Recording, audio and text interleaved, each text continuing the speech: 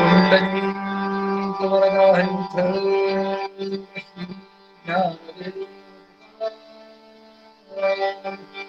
पंढरनाथ भगवान माऊली ज्ञानेश्वर महाराज की जय, गुरु महाराज की जय, शांती ब्रह्मेश्वर महाराज की जय, सद्गुरु जनार्दन महाराज की जय।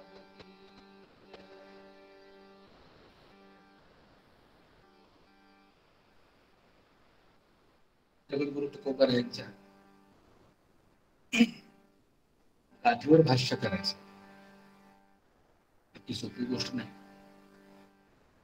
कुठल्या कंदिलानं सूर्यमंत तुकोबर यांच्या अभंगाला स्पर्श करणं, त्याचा अर्थ सांगणं, असं ते होईल.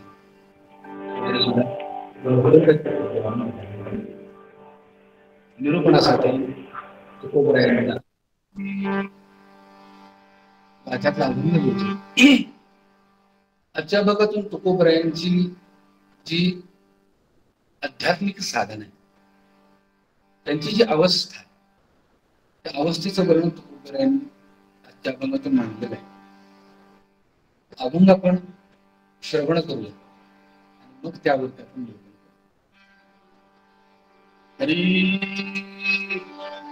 सहज मी आंधळाला निज निराकार पंथे, वृत्ती ही निवृत्ती झाली जनन दिसे तेथे, मी माझे हरपले ठाई जेथीच्या तेथे, अदृश्यतेची झाले काही दृश्य होते, सुखे मी निसर्गा शून्य सांगितले, त्रिपुट शिखरी दान मिळे आठते, टाकिली पात्र झोळी धर्म अधर्म अशा, ओल्हाळ चुकलीला त्रिगुणांचा कोळसा, नमागे भीड आता हाची झाला भरवसा, ओळवी 17वी तिने पुरली इच्छा, सुखे निजलो शून्य सारून तेथे, ऊर्ध्वमुखी आळवीला सोहम शब्दाचा नाद, आरूप जागविला दाता घेऊन या छंद, घेऊन आला दान निज तत्व निज बोध, स्वरूप मिळविले नाव ठेविला भेद, सुखी निज शून्य सारून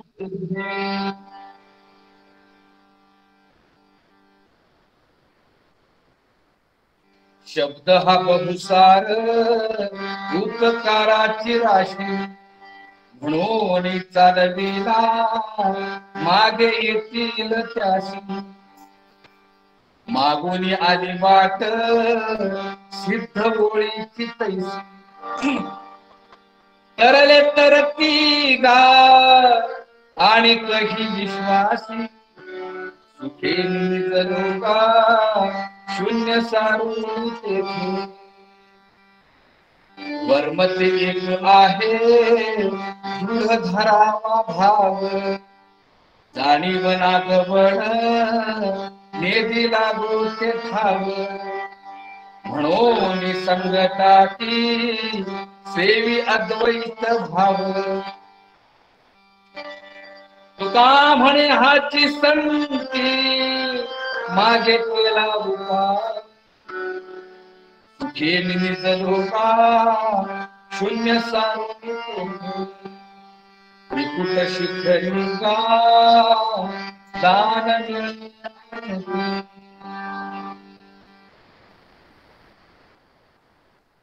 वासुदेव हरी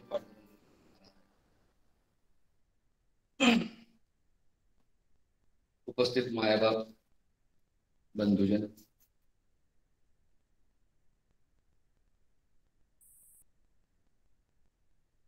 आजचा अभंग थोडा वेगळा आहे. आज खऱ्या अर्थाने एक माझ्याकडे परीक्षा आहे आणि प्रेमानंद महाराजांनी ही परीक्षाच घ्यायचं ठरवले. कारण माझ्या समोर जनसमुदाय असल्याशिवाय बोलू शकत नाही. पण आज जनसमुदाय नसताना आज मला बोलणं भाग पडते.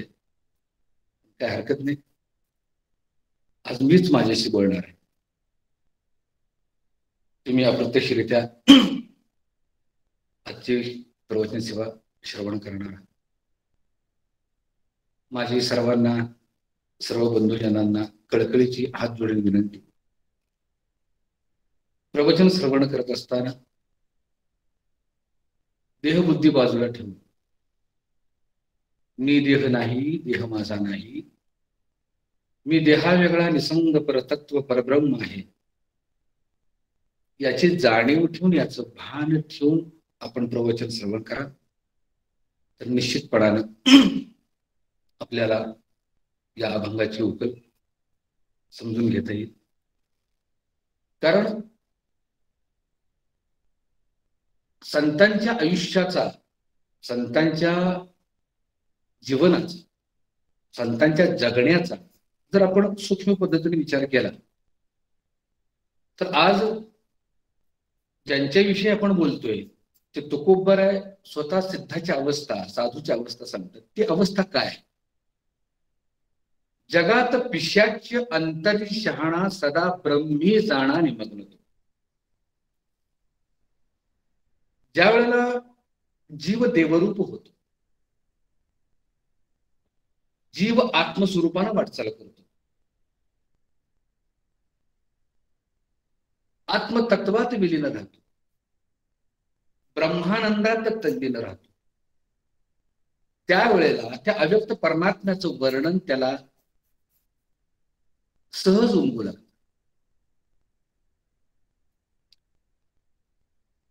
संतांची अवस्था अशी आहे, देव पहावयासी गेलो तेथे देवची होऊन ठेव.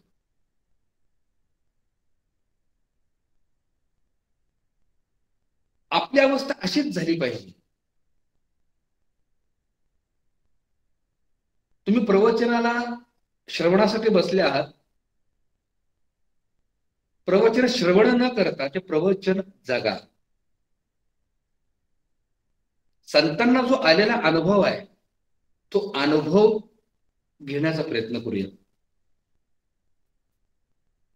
मुळात एक गोष्ट लक्षात ठेवा, संत चरित्र हे प्रेरणा देतच देतं, त्याच्याबद्दल दुमतच नाही.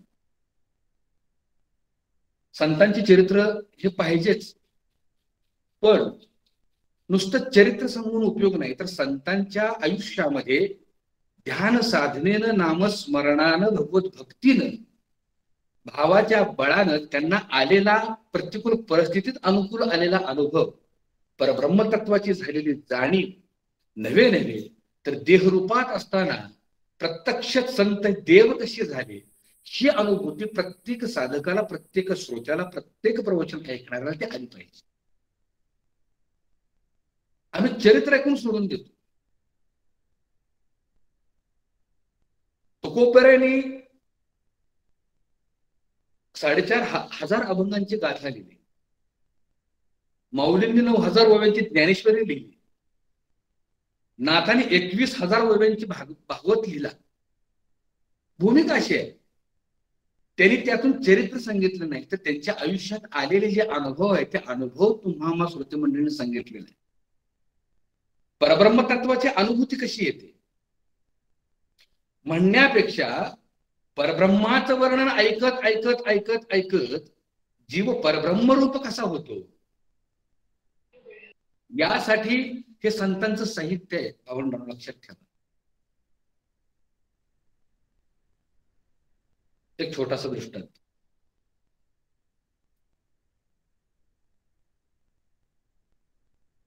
संत साहित्याची आवड लागणं, संत साहित्याची गोडी वाढणं म्हणजे काय, तर त्याचा ध्यास घेणं. त्याला निधी ध्यास म्हणतात. तुकोबारांच्या 12 अभंगामध्ये एक छान वर्णन आहे. मनन, निजध्यास आणि साक्षात्कार हे 3 पायरे. पहिलं श्रवण, नंतर कीर्तन, मनन, निजध्यास आणि साक्षात्कार, अशा 5 पायऱ्या आहेत. संतांचं साहित्य हे श्रवण केल्यानंतर काय करावं, तर त्याचं मनन करावं. मनन केल्यानं काय करावं, तर निधिध्यासाकडे आपली मनाची धाव व्हावी. निधिध्यास म्हणजे निजध्यास, निज म्हणजे स्वतः, मी कोण आहे याचा ध्यास घेणं, त्याला निधिध्यास म्हणतात. आणि निधिध्यासाचं रूपांतर साक्षात्कारात होतं. साक्षात्कार आणि आविष्कार 2 प्रकार आहेत. साक्षात्कार म्हणजे प्रत्यक्ष परब्रह्म तत्व होऊन राहणं, प्रत्यक्ष देव होऊन राहणं, याला साक्षात्कार म्हणतात. आविष्कार म्हणजे देवळापुरतं मर्यादित देवाला पाहणं, देऊळ आलं की हात जोडणं, देऊळ गेलं की हात सोडणं, याला आविष्कार म्हणतात. पण साक्षात्कार म्हणजे देव होऊन राहणं, 24 तास 12 महिने त्यातच.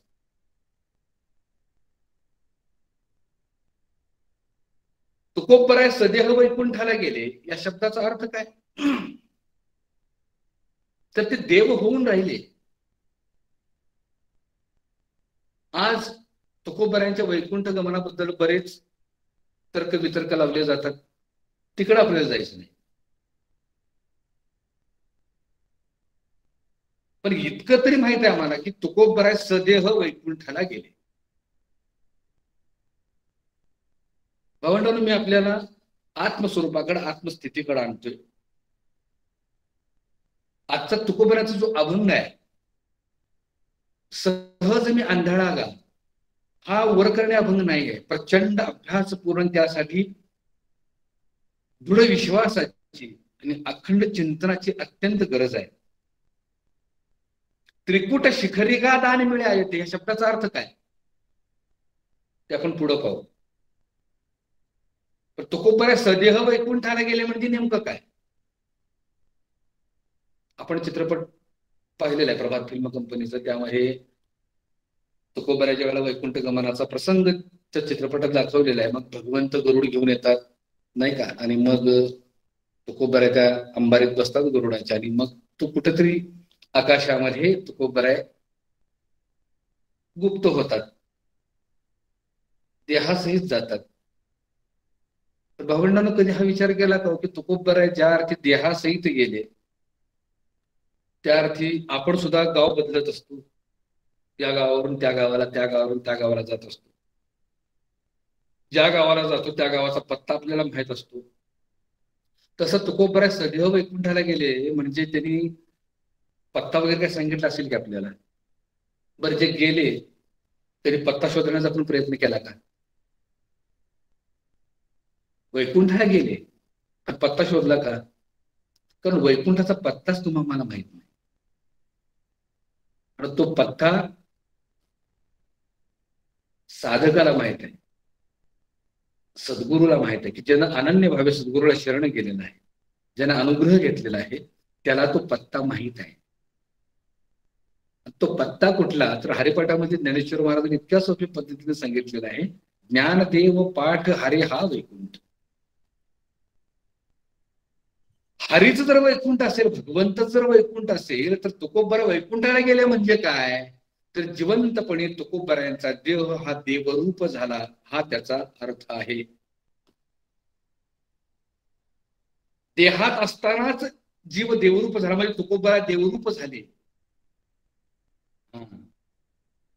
या नावे वैकुंठ, वै म्हणजे नाही आणि कुंठ म्हणजे दुःख, जिथं दुःखाचा लवलेश नाही असं ठिकाण म्हणजे वैकुंठ.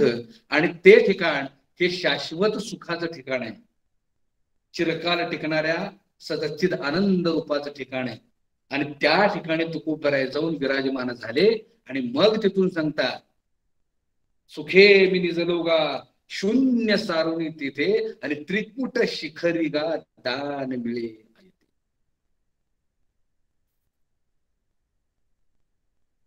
तत्पूर्वी अवस्थेचं बोलूया. कुंभारेण नावाचं एक कीटक असतो, कुंभारेण नावाचं कीटक. ते आपल्या लाकडाच्या तुळवीवर ते घरटं करून ते आत राहत असते, बरोबर ना. तिचं एक वेगळं वैशिष्ट्य काय माहित आहे? ती कुंभारेण काय करते, फुलावरची नाहीतर पानावरची एक हिरवी आळी आपल्या चोचीतून ती घेऊन येते आणि आपल्या घरट्यात ठेवते. आळी असते हिरवी आळी, आणि तिला खायला प्यायला काही देत नाही. 7 दिवस फक्त ती एकच काम करत असते. सकाळी घरट्यात येते, त्या आळीला टोची मारते, पुन्हा निघून जाते. पुन्हा दुपारी येते, त्या आळीला टोची मारते, पुन्हा निघून जाते. पुन्हा संध्याकाळी येते, त्या आळीला टोची मारते, पुन्हा निघून जाते. 3-4 दिवस गेल्यानंतर परिस्थिती अशी होती की ती कुंभारीण आली, टोची मारल्याबरोबर ती अशी ती आळी आचकते. त्याच्या पुढची गंमत अशी आहे, 4 दिवसानंतर ती कुंभारीण यायची बंद होते, पण राहिलेल्या 3 दिवसामध्ये ती आळी कुंभारणीचा ध्यास घेत असते. आत्ता येणार मला टोची मारणार, आत्ता येणार मला टोची, सारखी ती आचकत असते, सारखा त्याचा ध्यास घेत असते. गंमत बघा, ती आळी त्या कुंभारणीचा ध्यास घेत घेत घेत घेत घेत 7व्या दिवशी त्या आळीचं रूपांतर त्या कुंभारणीत होतं आणि ते कुंभारणीहून बाहेर पडते.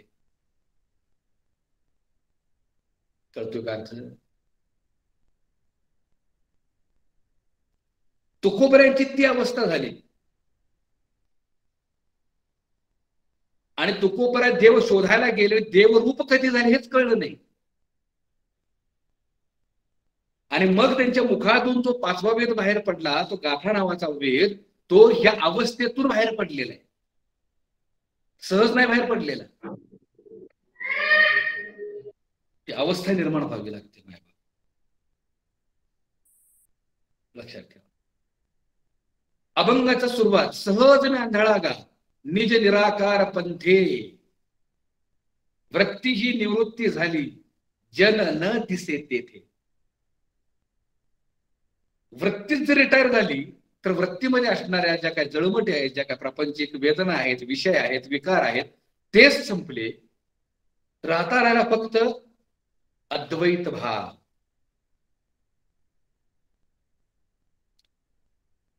त्या चित्तामध्ये फक्त पांडुरंग पांडुरंग आणि पांडुरंग शिल्लक राहिला.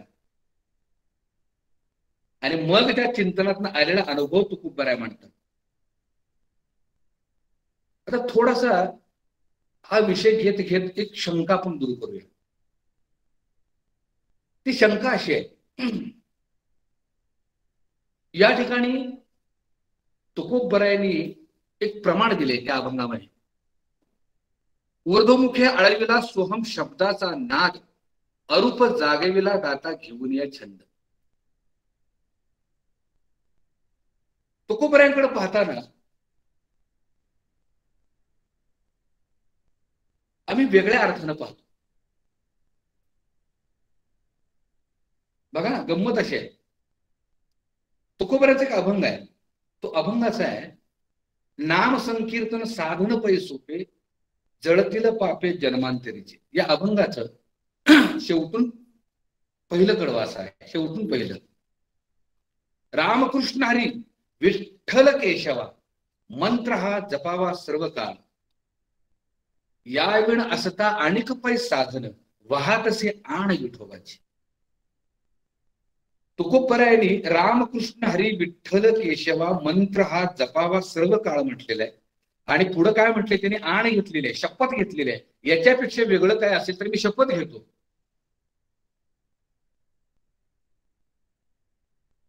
आणि श्रोतेजनाने, ऐकणाऱ्याने तिथंच पूर्णविराम दिला.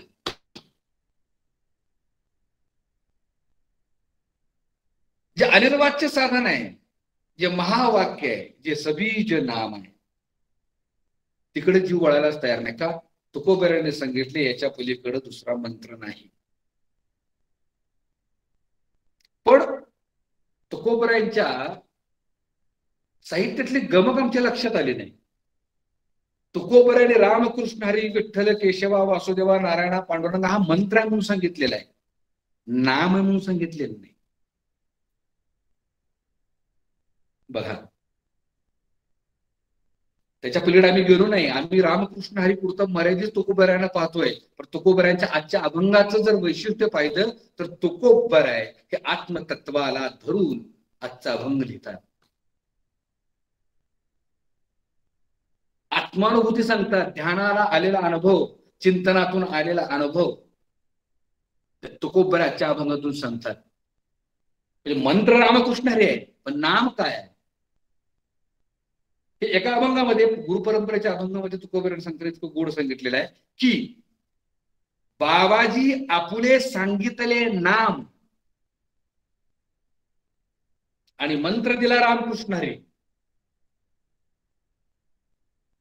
गंमत बघा, तुकोबराने नाम काही सांगितलं नाही का, तर ते अनिर्वाच्य आहे. पण नाम आहे हे कुठून आले? बाबाजी आपुले सांगितले नाम आणि मंत्र दिला रामकृष्ण हरी. वाचन घ्यायचं मंत्र काय दिला तर रामकृष्ण हरी म्हणा. पण जो अजपाजप साधन आहे त्या अजपाजप साधनेला तिने नाम म्हटलेलं आहे. आणि ती साधना आहे परेची. एक नाम सुरुवात होतं ते परेपासून सुरुवात होतं. एक नाम सुरुवात होतं ते वैखरीपासून. वैखरी म्हणजे वाचन घेतलेलं नाम रामकृष्ण हरी, त्या मंत्र म्हणतात. आणि नाम हे नाभीपासून येतं. खऱ्या अर्थानं गोष्ट लक्षात ठेवा, भक्तिप्रेमाचा जिव्हाळा पाहिजे असेल तर तुकोबराने तोही मार्ग सांगितलाय. रामकृष्ण हरी विठ्ठल केशवा मंत्र हा जपावा सर्व काळ. कशासाठी? भक्तिप्रेमाचा जिव्हाळा मिळण्यासाठी. पण आम्हाला जर परब्रह्मतत्व नावाची इस्टेट प्राप्त व्हावी असं वाटत असेल, नव्हे नव्हे देवरूप होऊन आम्हाला जगावं असं जर वाटत असेल, त्यासाठी नामाशिवाय पर्याय नाही.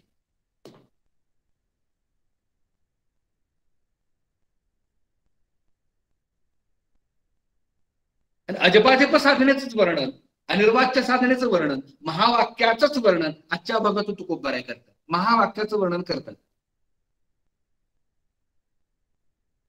सुखे मी निजलोगा शून्य सारुणी तेथे. आम्हाला दुःख कधी होतं? चित्तामध्ये जळमट असले, विषविकार असले, व्यथा असल्या, जरा असल्या, आजारपण असलं, ह्या सगळ्या गोष्टी आम्ही दुःखी होतो. पण जिथे वृत्ती निवृत्ती झाली आणि त्या वृत्तीच्या ठिकाणी पांडुरंगाचे पाय स्थिरावले, तिथं कशाचं दुःख आहे? कशाचं दुःख आहे? सुखे मी निजलोगा शून्य सारुणी तेथे. आता शून्य म्हणजे काय? शून्य सारण म्हणजे काय? थोडासा कंटाळा येईल, पण साधक हो, नामधारक हो, श्रोते हो, कंटाळा करू नका. अत्यंत विषय महत्वाचा आहे. शून्य म्हणजे आकार, शून्य म्हणजे दृश्य. त्यासाठी एक छोटस उदाहरण देतो. आणि ते शून्य बाजूला करून त्या शून्याची जी किंमत आहे, त्या शून्याचं जे श्रेष्ठत्व आहे, त्या शून्याचा जो मूळ गाभ आहे तो लक्षात घेऊया. नेमकं काय?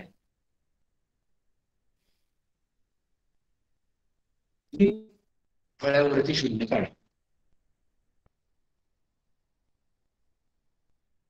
आणि मुलांना विचार, मुलांना काय आहे? मुलांनी उत्तर, गुरुजी शून्य.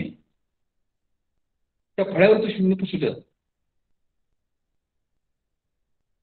आणि परत विचारलं, आता काय आहे? मुलं म्हणजे काहीच नाही. परत विद्यार्थ्यांच्या लक्षात यावरून तुम्ही काय केलं? शून्य काढलं. आता विचार, मग आता काय? पण गुरुजी शून्य आहे. गोल काढलं की शून्य आहे. परत गुरुजींनी फळ्यावरचं शून्य पुसलं. आता काय? म्हणजे काहीच नाही. म्हणजे बाळा, हे शून्य काढले याची किंमत आहे. हे शून्य काढले याची किंमत काय? पोरं म्हणलं काहीच नाही. शून्य काढलंय, हा गोल काढलाय, त्याची किंमत काहीच नाही. पण बाळानो, त्याची किंमत कळावी म्हणून शून्य काढलेलं आहे. शून्य जर काढलं नाही तर किंमत कशी कळणार? तसं जग हे शून्याकार आहे. जग हे काहीच नाही. अर्जुना, जग हे झालेच नाही, त्याची वार्ता पुसूची काय? जग झालंच नाही.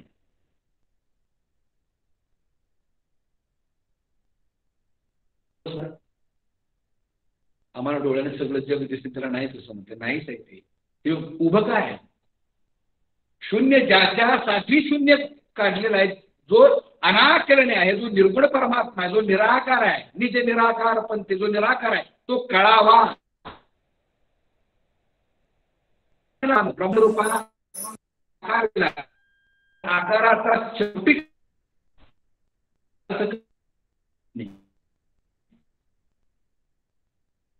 म्हणून काय तर सगुण तत्व बाजूला आणि सगळ्या जीवात स्थिरावलेल्या शक्तीने चाललेला आहे मूळ परमात्मा लक्षात यावा म्हणून तुकोबऱ्या म्हणतात शून्य सारुनी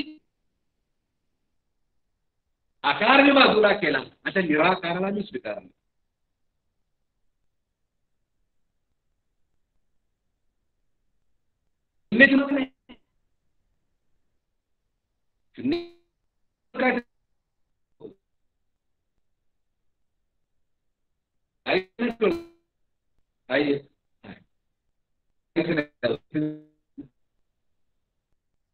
आणि तो अव्यक्त परमात्मा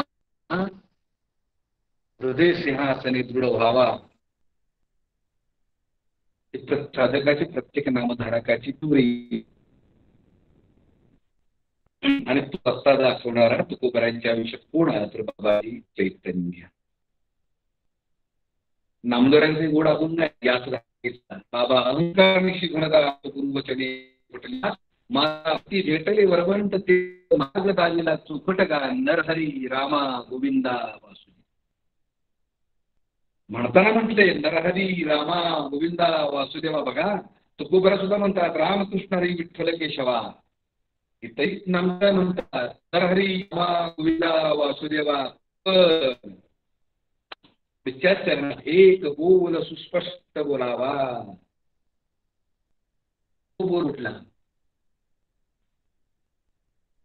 तो बोल कुठला, तो ध्वनी कुठला, तो नाद कुठला. गंमत आहे खरंच. आजचा विषय इतका सुंदर इतका गोड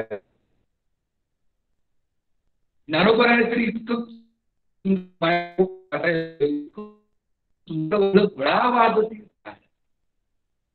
ते साथ उठले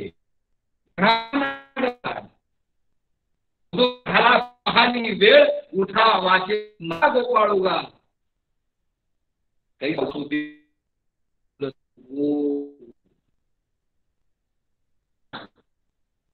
कुठला वासुदेव चंद्रभागेच्या वळवंटात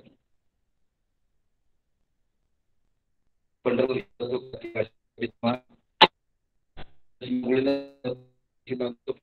वळवंटाला एक वासुदेव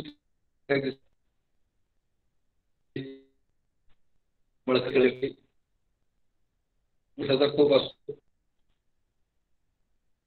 सरवण्यासाठी हातात जो टाळा वाजवत ते वासुदेवाचे गीत गात जात असतात आणि त्यालाच आम्ही वासुदेव समजून बसलो. हे मोठं दुर्दैव आहे. ज्ञानोबा म्हणतात कैसा वासुदेव बोल तो बोल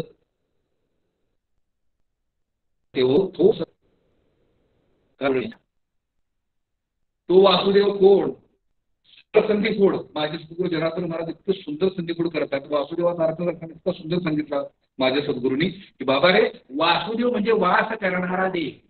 कुठं या वाड्यात. तुकोबऱ्यांचा अभंग आहे वासुदेव करीतो भ्या वाड्या आत बाहेर दारा. कुणी काहीतरी दार पुण्य करा जाब न द्याल तर तो तुकोबऱ्यांचा वासुदेव कोण, ज्ञानोबरांचा वासुदेव कोण आणि तुमचा आमचा वासुदेव कोण हा भेद आता संपवायचा आहे. मोर पेसाचा टोक घातलेला वासुदेव नाही. वासुदेव म्हणजे वास करणारा देव. आणि तुकोबऱ्यांना पत्ताही सांगितलेला आहे वाड्या आत बाहेर वाड्याच्या आत राहतो आणि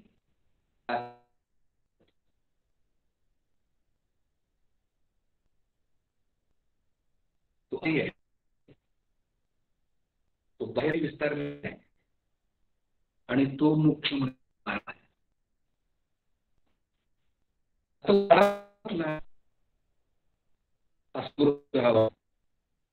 नागरी वाहनाला कंप्लीटचा वडा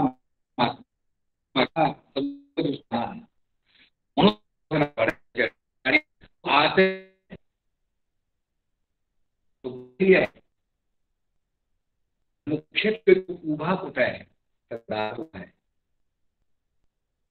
ज्ञानेश्वर महाराजांच्या हरिपाठाच्या पहिल्याच चरणामध्ये ज्ञानोबरांनी देव कुटुंब आहे देवाची ये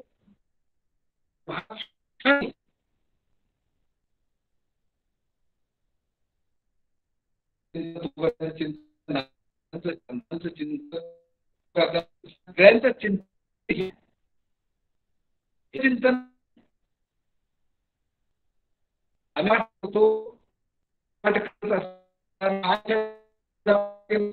झाल्यानंतर एवढा घाम मिळतो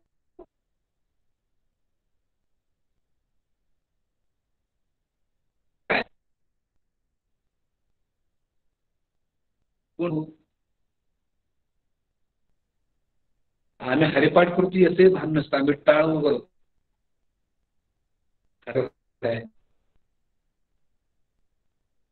माऊलींना अपेक्षित तर हा अपेक्षा आहे हरिपाठ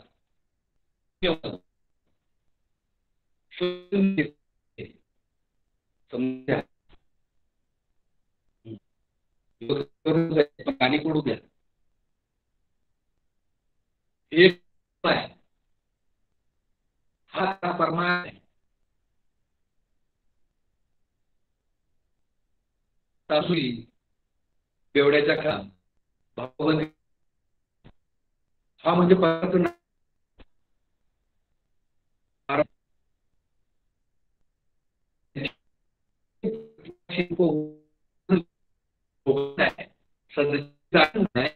ते आनंद आपल्या साहित्यात आणलेला आहे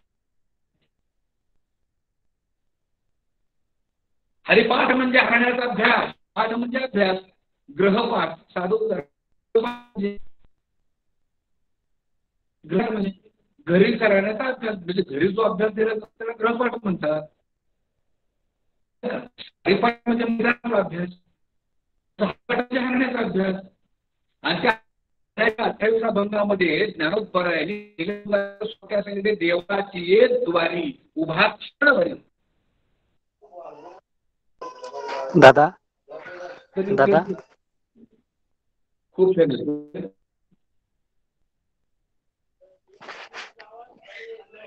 आवाज छान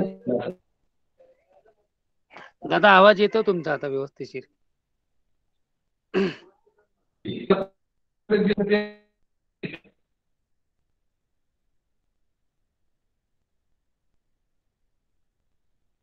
हॅलो बोला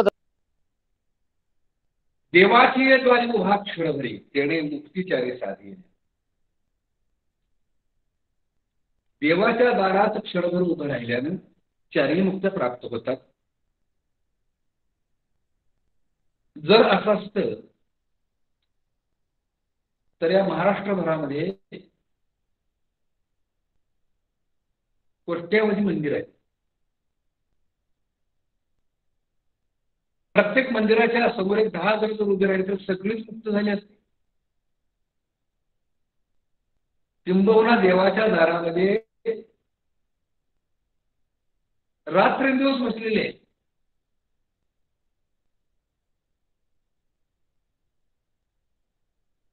पण ते मुक्त झाले नाही झाले त्याच्या पाठीमागचं कारण मुख्य असं आहे की आम्ही समजताना थोडस शब्दभ्रमात गुंतलो आणि अडकलो तिथं काय झालं ज्ञानेश्वर महाराजांना सांगायचं आहे की देव ज्या दाराच्या ठिकाणी उभा राहतो त्या दारात तुम्ही उभं राहायला पाहिजे देवाचं द्वार आणि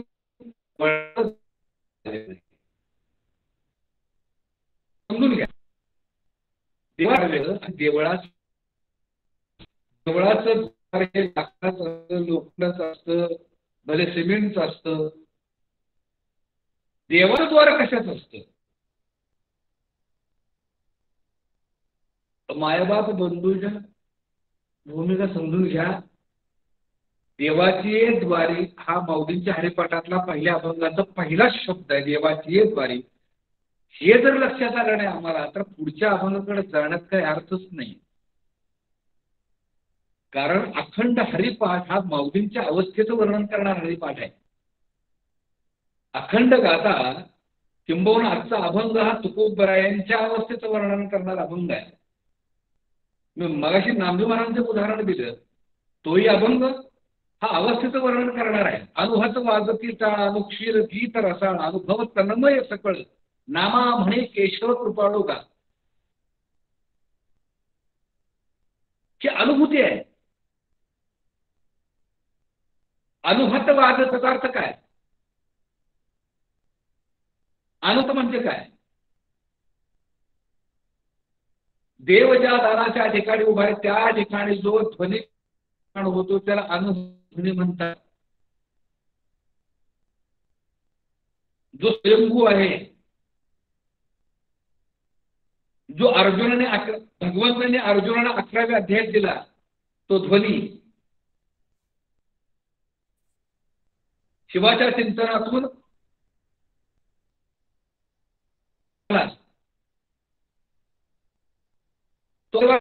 तो स्वयंभू प्राप्त झाला म्हणून शिवाला शंभू म्हणतात, लक्षात ठेवा. आणि तो प्रत्येक जीवाला प्राप्त आहे तो ध्वनी. आणि त्या ध्वनीचा जो नाद आहे त्याला अनुभत नाद म्हणतात. नादाचे दोन प्रकार आहेत. एक प्रकार आहे अहत नाद आणि दुसरा प्रकार आहे अनुभत नाद.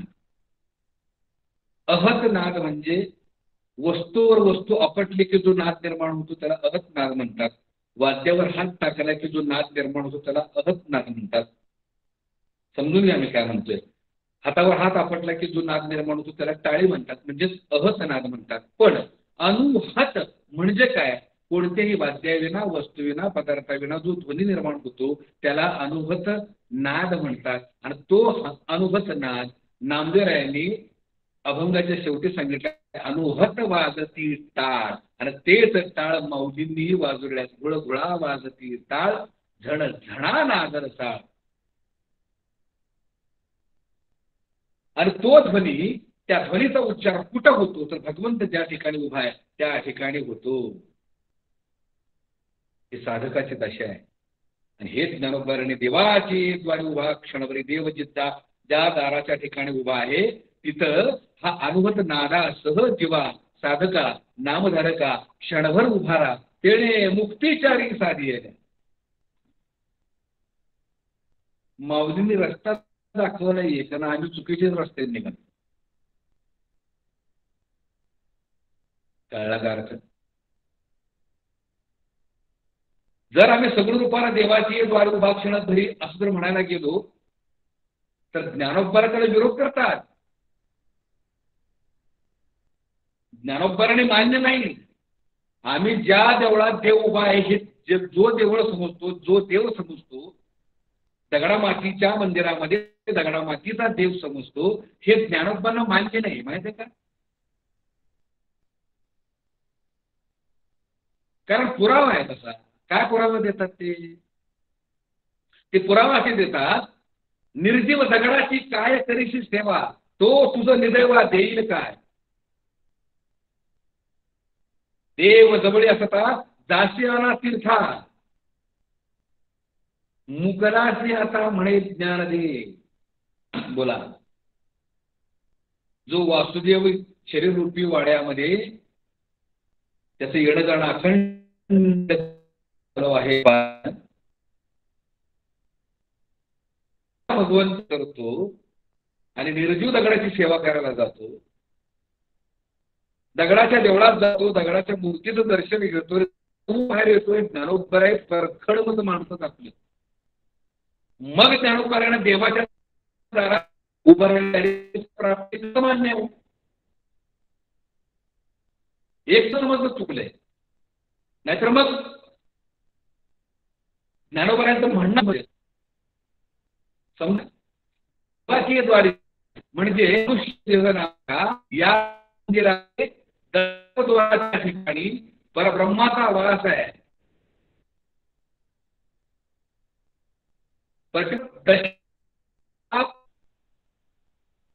आहे तर या मंदिराला ही वेळ आहे जिथून तुमचं आमचं येणं जाणं ज्या द्वारा म्हटलेलं आहे, त्रिकुट म्हटलेलं आहे. त्याला सहस्री दळी उगवला सूर्योदय,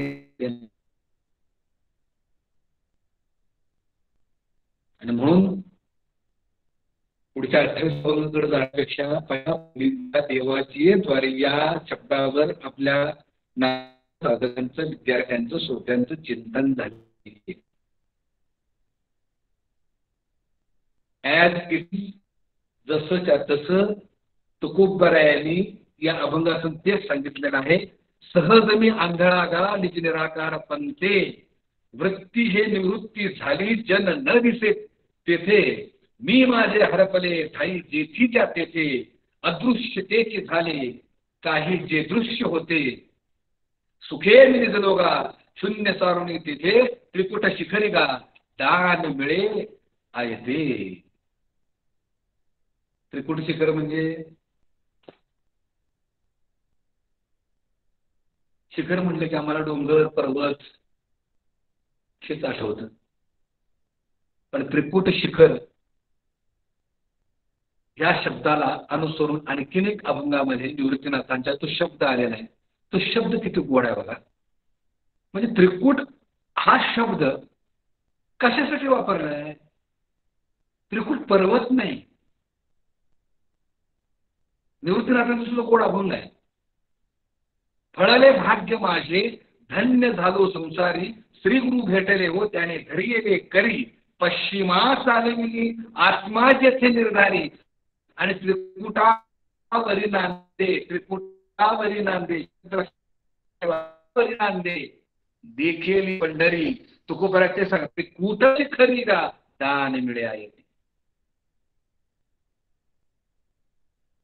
नाथांनी हा शब्द वापरलेला आहे.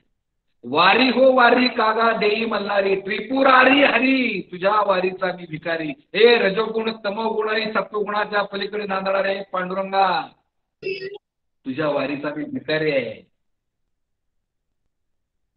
नाथ आहे त्रिपुरारी सांगतात, तिन्ही गुणाच्या पलीकडे वास करणारा पांडुरंग. तुकोबरा त्रिकुट शिखरी का दान मिळाले, ते म्हणजे गुणाच्या पलीकडे वास करणारा पांडुरंग.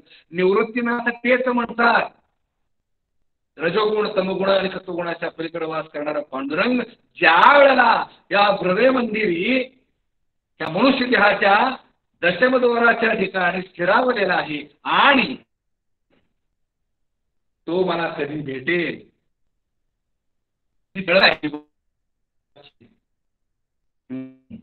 ती तळमळ संतांच्या साहित्य, ती तळमळ तुम्हाला मला लागली पाहिजे.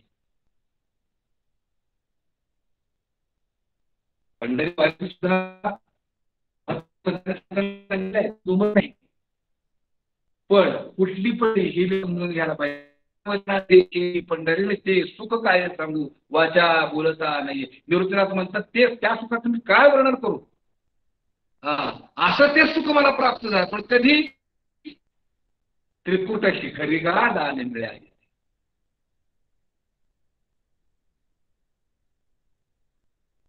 तुकोपर्यंत अभंगाचं शेवटचं चरण पाहूया, कारण अभंग फार मोठा आहे. शेवटच्या चरणात तुकोबराय म्हणतात, वर्मते एक आहे दृढ धरावा भाव. भूमी कशी आहे?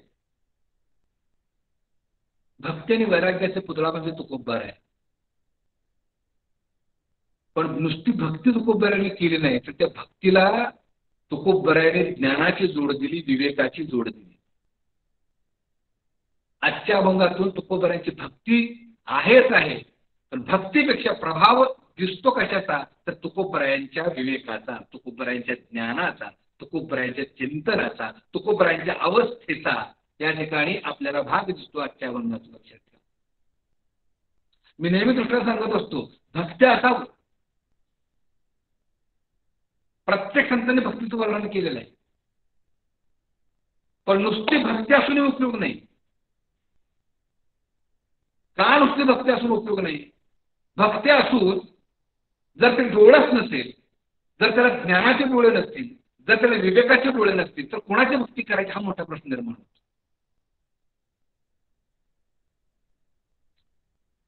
सोन्याच्या, चांदीच्या, दगडाच्या, मातीच्या देवाची भक्ती करायची. त्या सगळ्या देवांनी ज्याचं सोंग घेतलेलं आहे, सगळ्यांचं सोंग ज्यानं घेतलेलं आहे, त्याची भक्ती करायची. ज्ञानेश्वर महाराजांचा अभंग आहे, देखीला देखीला माये देवांचा देव. समजून घ्या, त्यांचा सोंग घेणारा देवांचा आहे. ती तुम्हाला मला घ्यायची आहे. मी नेहमी दृष्टांत देत असतो. 5 कोटीची रोल्स रॉयस घेतली कार आहे, महागडी कार आहे, 5 कोटीची. शोरूममधून घेऊन घरी निघाला, जाताना अंधार पडला आणि घाट लागला त्याला. त्या घाटामध्ये गाडी लागल्याबरोबर मालकाने विचार केला, काय नाही म्हणजे आपण आता लाईट लावूया. म्हणून त्या 5 कोटीच्या गाडीला लाईट लावायला गेला. पाहतो तर ते बटनच नाही आणि हेडलाईटच नाही गाडीला. गाडी कुठे खाईच झालं. अर्थ कळतोय का? गाडी खाईच जाणार का? हेडलाईट नाही. तसं भक्ती अनमोल आहे. मग भक्ता यत्र गायंती तत्र तिष्ठावी नारदा. भक्तीच्या बळानच जीव मला प्राप्त करू शकतो. पण कुणाला? काय संगडकर माझ्या संगीत कुणाला हे महत्वाचं आहे ना. भक्ती आहे की, भक्तीला जर विवेकाचे डोळे नसतील, देवाचं खरं स्वरूप जर माहीत नसेल, तर त्या भक्तीचा उपयोग काय? म्हणून ज्ञानोबरायांनी आपल्या ज्ञानेश्वरीमध्ये इतके परखड वगैरे लिहिलेले आहेत. अर्जुना येथे मजन भजती, नाना आचरणे करीती, नाना दैवते भजती, नेणती माझे ज्ञान. पार्था सृष्टी माझी पाहता जाण, थोर विघ्ने भूते तारुण, राजस तामस प्रगटून म्हणते आम्हीच देव. करुणी मूर्तीचा आकारू, तेथे करीती अनाचारू, म्हणते हाच सर्वेश्वरू सर्वाभूती प्रगटला. मारिती पशूंच्या दाबणी, आचार सांडीला ब्राह्मणी, तुळशी माळा सांडून गळा घालीती दर्शनी. सोमवारासारखे व्रत ते टाकून या भ्रांत, एकादशीनं करीत घालीते गोंधळ. करुणे आला काशी, स्नान केले भागीरथीशी, ग्रही येऊन अश्विन माशी करती शक्ती पूजा. गंगा त्र्यंबक टाकी, तीर्थे केली एकी, गावाशी जाऊन शेकी जाती मल्हारी दर्शना. हिमाचळाप्रती जाऊनी कंठीवा आहे माहेराणी, त्याशी पुढे उद्धरावे. विभूती चर्चुनी लल्लाटी, रुद्राक्षमाळा धरणी कंठी, हाती घेऊन दिवटी जाय गोंधळाची. ऐसे सर्व जन भुलले, हिंसेने ज्ञान रोपले, मत न ओळखता गेले यमापाशी. आणि म्हणून अर्जुना, जव सुखी असे बनवा, तव मांडी भूतांची सेवा, आणि अडवी म्हणे धावगा देवा पाव पाव. येथे मजल भजती. प्रकोपानं भगवान श्रीकृष्ण अर्जुनाला कडक उपदेश करतात. अर्जुना येथे मदन भजती, नाना आचरणे करती, नाना दैवते भजती. आता नाना दैवते म्हणजे सगळीच आहे, सगळी दैवत आहे. रजोगुणी दैवत आली, तमोगुणी दैवत आली. नाना आचरणे करती, नेणती माझे ज्ञान.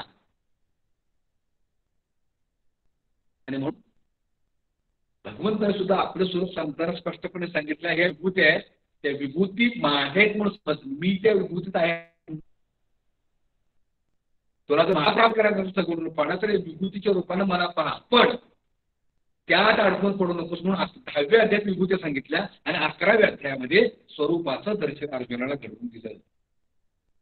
आता म्हणून सर्व श्रोत्या वर्गाने कळकळीची विनंती अशी, अर्जुनाने कृष्ण बघून घेतलं असं समजू नका. कारण आत्मस्वरूप परमात्म स्वरूप श्रीकृष्णाने समोर बसलेल्या सर्व जगतातल्या ज्ञानी श्रोत्यांसाठी हे काढलेले उद्गार आहेत. लक्षात ठेवा. परमात्म स्वरूप श्रीकृष्ण आपण आपल्यासारख्या अर्जुनालाच उद्देश करतात.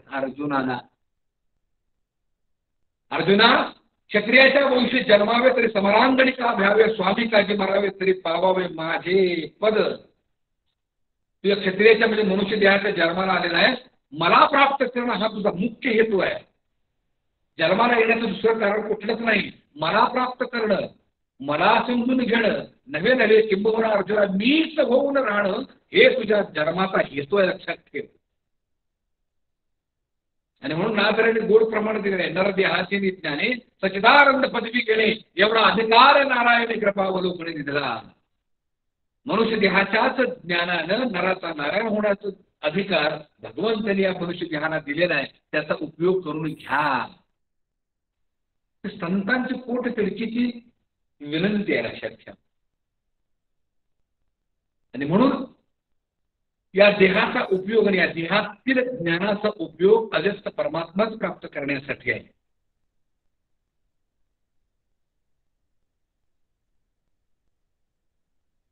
अभंगाची सुरुवात पाहू आणि आपण विषयाला पूर्णविराम देऊ.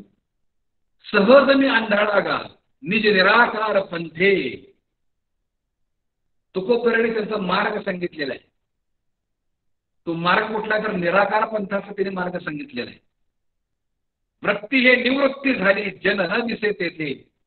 कारण त्याला प्रमाण देताना नाग सुंदर प्रमाण दिलेलं आहे. तिथं तुकोबराय म्हणतात जन न दिसे तेथे. मग काय दिसते तर जन नोहे अवघाची जनार्दन. सर्व कर्मे आणि ब्रह्मार्पण ऐसे ऐकुनी निवती साधुजन. जन नोहे अवघाची जनार्दन. एका जनार्दनी बाणही निज गुण झाली संध्या संदेह माझा गेला. हे नागराय म्हणतात, तसंच तुकोबराय म्हणतात वृत्ती हे निवृत्ती झाली जन न दिसे तेथे. आणि मी माझे हरपले ठाई जेथीच्या तेथे. मी जे काय स्वतःला देह समजत होतो तो मी देह नाही, देह पण माझं विरलं शिल्लक राहिला तो आत्मस्वरूप भाव. म्हणून सुखे मी निजलो गा शून्य सारोनी तेथे. त्रिकुट शिखरी गा दान मिळे आयते. भावंडांना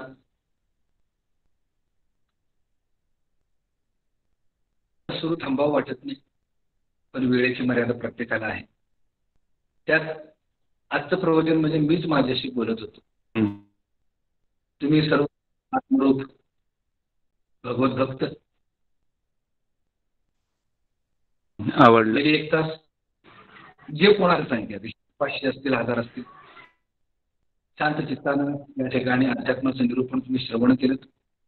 तुकोबरायांचे एक अवस्थेचा भाग, आध्यात्मिक भाग किंवा एक अंग तुकोबरायांचं आपण आजच्या अभंगातून पाहिलं.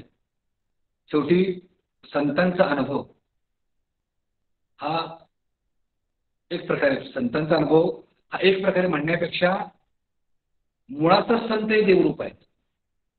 आणि देवाला आलेला अनुभव, भगवंताला आलेला अनुभव तुम्हासारख्या किंवा किंबहुना माझ्यासारख्या पामराला फक्त सांगण्यापूर्वी काय कळणार नाही आपल्याला. संतांनी जे सांगितलं ते अनुभव घेत राहू आणि खऱ्या अर्थानं संतांच्या आयुष्यामध्ये जो काय आध्यात्मिक अनुभव आलेला आहे तो संत साहित्याच्या माध्यमातून त्यांनी मांडलेला आहे, तोच अनुभव आपल्याला घ्यायचा आहे.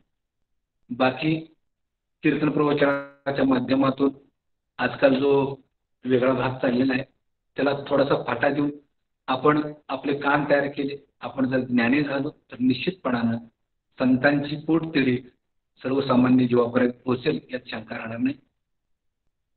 तरीही आज मी काय जे बोललो आपल्या आवेशातून एखादा चुकीचा शब्द गेला असेल तर लेकरू समजून क्षमा करा. झालेली सेवा तुम्हासारख्या थोर संत मायबापांच्या चरणी अर्पण करतो. प्रेमानंद महाराजांनी ही सगळी व्यवस्था केली आणि तुम्हापर्यंत माझे 2 शब्द पोहोचवण्याचा त्यांनी अट्टास धरला. आणि तुमची माझी श्रवणाच्या माध्यमातून वक्तव्याच्या माध्यमातून गाठभेट झाली. प्रेमानंद महाराज, विकासानंद महाराज हे गोष्ट करतो. आणि काही सेवा संतांची सेवा या ठिकाणी पूर्णत्व असं देतो आणि पुन्हा एकदा क्षमा मागून आजची सेवा मी पूर्ण करतो. पुंडलिक वरदा हरी विठ्ठल श्री पंढरीनाथ भगवान की जय. ज्ञानेश्वर महाराज की जय. जगद्गुरु तुकाराम महाराज, शांती ब्रह्म एकनाथ महाराज की जय. सद्गुरु जनार्दन महाराज की जय. वासुदेव हरी पांडुरंग हरी विठ्ठल विठ्ठल विठ्ठल विठ्ठल विठ्ठल विठ्ठल विठ्ठल विठ्ठल विठ्ठल विठ्ठल.